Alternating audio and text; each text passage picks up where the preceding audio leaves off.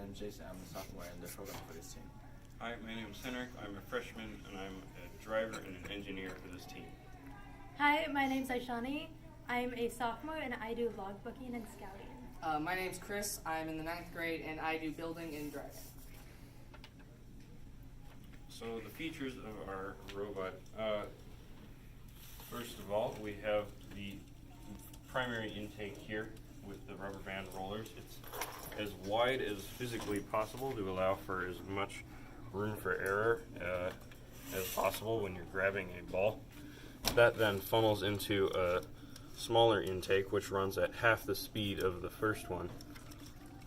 And then on a different motor we have what we call the indexer, basically another set of 2 rollers that move slower, and they give us precise control of when we want to feed the balls into the flywheel up here, which is powered by one speed motor with a 15-to-1 ratio. Also on the robot we have a lift which will grab a cap like so of the other team's color. We flip it overhead and score it on a post to our color. The chassis has 4 motors. They're all speed motors, mounted as close to the middle of the robot as possible for optimal weight distribution. So I think the major strength of our robot is that we're able to do every aspect of the game. So when it comes to shooting, we are pretty quick at shooting. We can keep up with most other robots, but I think the one thing that really sets our robot apart is the cap stacking. Especially in our region, there are only a couple other teams that can even score these high caps, and I believe that we are one of the quickest robots, and we can do it at the quickest pace. And I think that goes along with our match strategy, because what we like to do in match is score as many high caps as possible and make sure we get the high park, because the way we saw it, if you can win Auton, score all the high caps, and get the high park, you'll win the match almost every time. The most difficult thing about this build was getting the cap stacker to work perfectly. Obviously it has to stop at the proper height down here so that we can drive right into the cap and it will pick it up perfectly without any problems. Another issue was getting the angle of when it drops the cap right, because we have to be able, ideally, to be able to drive into the post with our post aligner that we made here, and put it all the way forward and back up, and the cap will be scored. And it was a lot of trial and error getting these stoppers in the perfect place so that would work as efficiently as it does.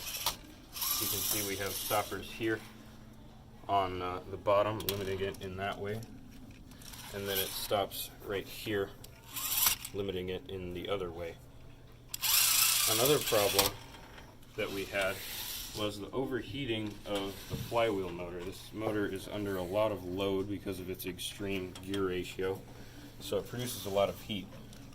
So we've made these heat sinks which dissipate the heat and allow it to run for about 15 minutes before it overheats, whereas without the heat sinks it would only be about 2.5 or 3 minutes before overheating. So one thing that I think that we would really like to improve about our robot is by taking full advantage of the flywheel by being able to shoot from any spot on the field. So right now what we're trying to do is we're trying to be able to back right into this wall and load up 2 balls in our indexer and shoot them out manually and have them hit the top and bottom flag one after the other. One thing that I'm trying to figure out by doing this is giving the flywheel hood some flexibility to increase compression so that the speed of the flywheel changes more significantly after we shoot the first ball, to allow for it to get the optimal speed to hit the second flag. I'm a programmer for this team. The first robot we built was a puncher, which can score high cap, and it's easy to program. And the second one is more difficult than the first one because I have to control the speed of the flywheel, and it took me a lot of time to make several buttons to help shooting. The first one I made shoots when the robot is moving forward, and we call it auto send. The driver only needs to line up and click the button, and we can score 3 flags at the same moment. Therefore, we can always use it in driver skills, and but when we get into matches, we find out that there is always a team is defending us when we're on the field. So I made a second button, which is to shoot at the same place, but change the speed of firewall. Well, sorry. That's fine. Okay, I can start it first. Can't stop. Are you good? Are you good for your program stuff? Do you think you've talked about all that you Yeah, want to do? I didn't look at it first. Stop it now. All right. One thing that I think shouldn't be overlooked about our team is some of the service that we've done within the community, both at school and other places in the Omaha area. So one thing we did in the first couple weeks of June, we actually did these robotics camps. We volunteered. It was kids ranging from around 4th grade all the way up to coming into 8th grade, and basically they built robots for this current Turning Point game, and it had helped us a lot because we got to mentor the new people that we know are going to be eventually coming into the program and hopefully continuing on the legacy that we're trying to build here. Another thing that we've done is in August, about the 3rd week of August, we went out to Offutt Air Force Base and set up a little field with these little Hungry Hippo robots and some nothing but net balls. And what we did there was any kid that walked by that we thought might be interested or they wanted to drive the robots, we let them drive the robots, and we kind of showed them the range, hopefully to inspire them, inspire the next generation of people that want to build robots. So I guess the last thing that we want to do before talking about our logbook is drive around.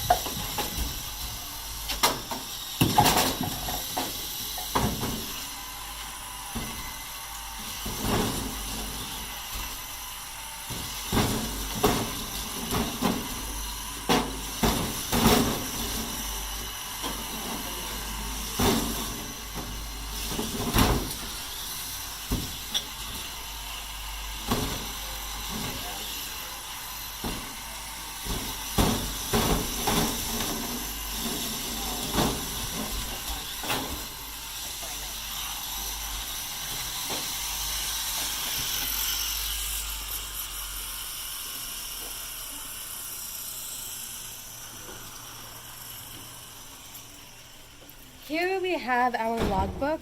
Here we have a cover page that details different aspects of our robot and images showing how our robot has changed over time. Additionally, we have tabs that help us stay organized as with each major component.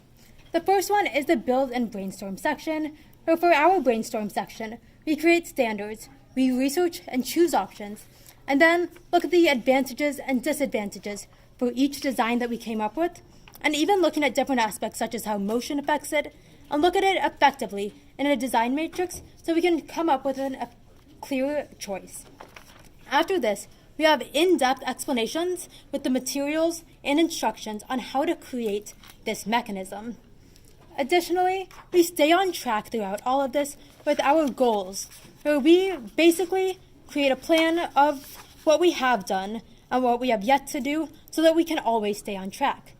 And our build and brainstorm skills are tested when we face problems where we can use past experience and sketches to come up with solutions, or even just figure out what we want and come up with a solution to this, or just look at it in a compact manner, such as is shown here.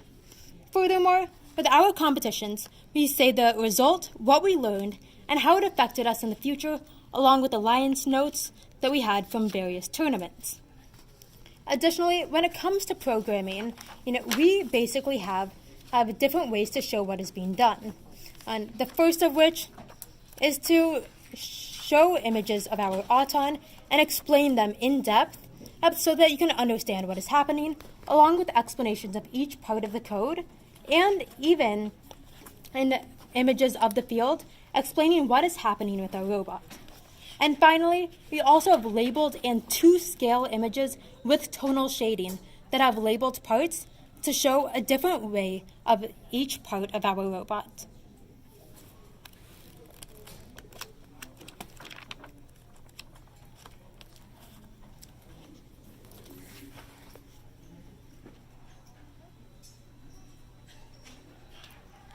Thank you for watching.